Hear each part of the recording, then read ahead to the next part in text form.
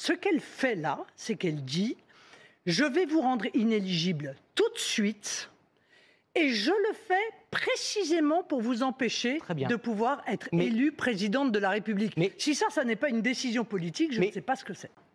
Il y a des millions de Français qui sont indignés, mais indignés à un point inimaginable en voyant qu'en France, dans le pays des droits de l'homme, des juges ont mis en place des pratiques que l'on croyait réservées au régime autoritaire. Rendez-vous compte, le jour funeste, ce lundi 31 mars 2025, le jour funeste que cela représente pour notre démocratie et pour notre pays, où des millions de Français vont être privés par un juge de première instance, sans recours possible, de la candidate qui est aujourd'hui donnée comme étant la favorite de l'élection présidentielle.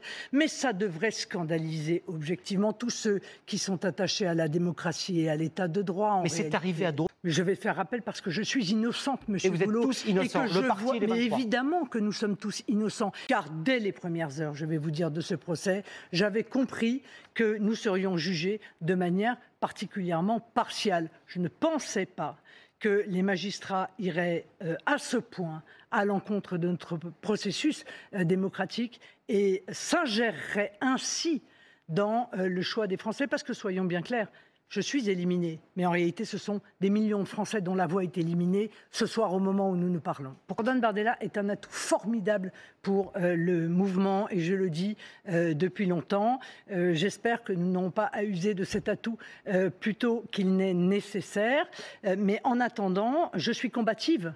Je ne vais pas me laisser éliminer ainsi. Je vais mener les voies de recours que je peux. Il y a un petit chemin, il est certes étroit, mais il existe. Je vais effectivement demander de la manière la plus claire qui soit que la décision d'appel intervienne me permettant d'envisager une candidature à l'élection présidentielle. Ce sont les électeurs qui, dans une démocratie, décident. Et moi, je viens leur dire ce soir, ne vous inquiétez pas, je ne suis pas démoralisé, je suis comme vous, scandalisé, je suis comme vous, indigné, mais cette indignation, ce sentiment d'injustice est un moteur peut-être supplémentaire au combat que je mène pour eux.